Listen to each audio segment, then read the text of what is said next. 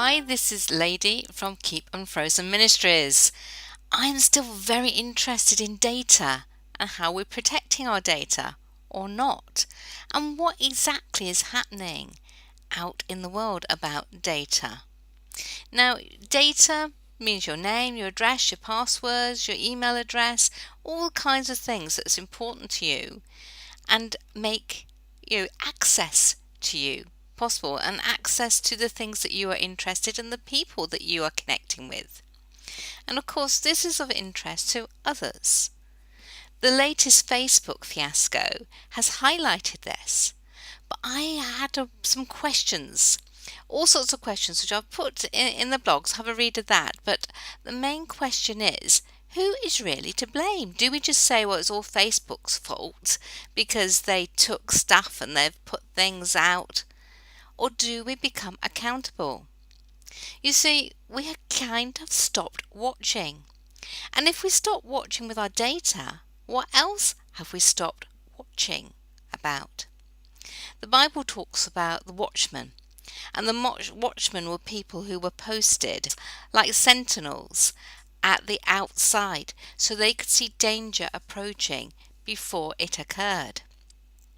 Now it seems that we've become so individual and so full of our own confidence that we're just going ahead with things without either listening to others or becoming our own watchmen. So, for example, in Facebook, who started it? Well, we did. We said to Facebook, look, we want to make things to be as easy as possible, and we want to share things as easily as possible. So when somebody did a quiz or had one of those, programs which said, which Disney character are you? What's in your personality that's most like your favourite character? And gaily we played along and clicked the clicks, just one mouse click away. Each thing is one mouse click away. And before we know it, we're engaged. But did we check? Did we watch what that really meant? I've taken part in these things, and I'm sure it was just, that was a fun thing, and I just did it for 5 minutes. Might have posted it, might not have posted it, and then forgot about it. But you see, that means I'm not being watchful. I didn't take care as to what that data did.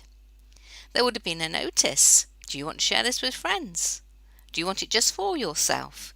Which inclines that you're being a bit selfish. But what happens, obviously, is once you put the data in and give access to your account, that data is then available to be used in ways that you have no idea about, no control about. Yes, we should be frightened about it, for the simple reason is we are endangering ourselves.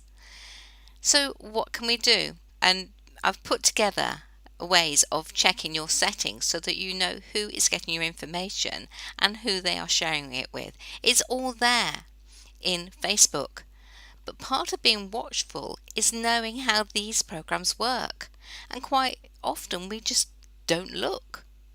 When was the last time you looked at your settings and investigated the apps and the websites that you have already signed up to, that Facebook have also got that information because you gave it to them, because I gave it to them? You see, we are quite accountable about this. We can't just shift the blame and say it's all Facebook's fault or it's all another programmer's fault or a developer's fault, because we're using those things and we are not being watchful.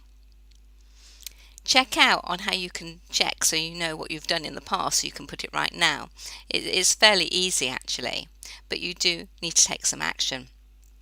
Now, I find it incredible that at the same time as all this has exploded about Facebook, and I'm sure it will be the same with other platforms that have become into daily use, that the data protection regulations have also increased. And we're being told, as I have put out, if you want to get this broadcast sent to you regularly, you need to give me permission. You have to tell me you definitely want this, or I can't send it to you. Now that's being watchful and accountable and going, yes, I definitely want that. Yes, please carry on. Or thinking, no, I don't. And taking no further action. fine. I still send my blessings to you either way. And from May, that will come into being. But for now, think about what you're signing up to. Quite often we want to be one click away. So we're interested in something, we're interested in being part of a community online, or we're interested in getting some sort of freebie back from people, or we just want to use a particular app for our own use. Nothing wrong with any of that. But you'll see a little note saying, just use your Facebook.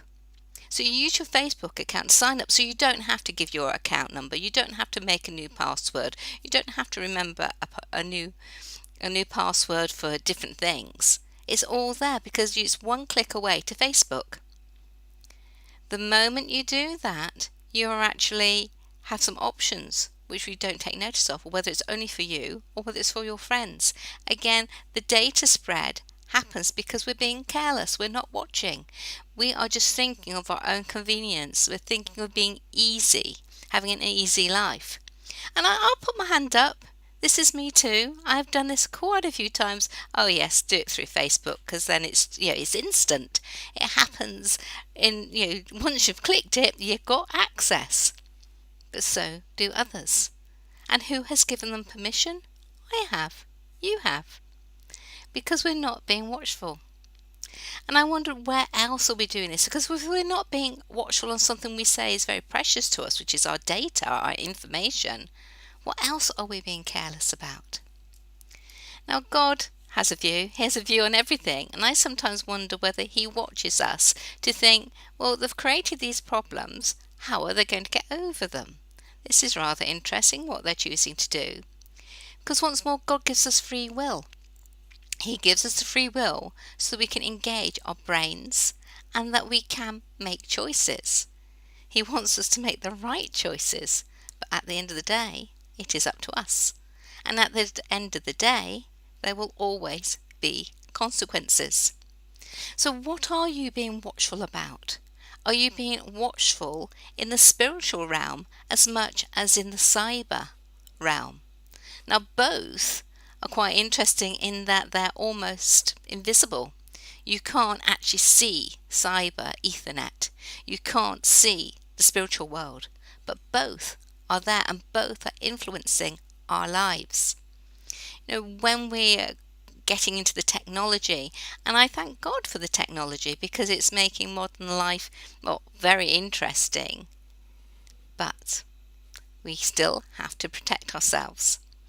When you see the developments of the apps, of the Fitbits, of the Alexas, of the computers, of the different technology, you have to question, where is it really going to fit in my life and what is happening with my data? We are assuming things. We're wanting to be cozy, comfortable, and in control. And it might be that control, self-confident, that might be our downfall in all this. Where are you being watchful? What part do you think God wants us to be watchful about? Are we being watchful about world events? Or are we being so inundated with information that actually world events carry on out there and don't really affect my life? Is that being watchful? Where are you in your walk with the Lord? Are you being watchful on that? Are you just accepting everything your ministers and pastors tell you? Or are you questioning and checking it against what the Word says? Because there's someone else ready to attack us who loves playing in this invisible world of spirituality, the invisible world of the internet, and he's not on your side and is definitely not on my side. So we have to be watchful. We have to use our brains, we have to use our heart, we have to use our emotion, we have to use our faith, and we have to discern, because that's the only way we can stay accountable for what we do. It's no good blaming all these other things because they've all done all these things to us, for us. We need to be watchful. How watchful do you think you are being? Let me know and we can have another discussion. I am finding this fascinating. Lady AD, keep unfrozen.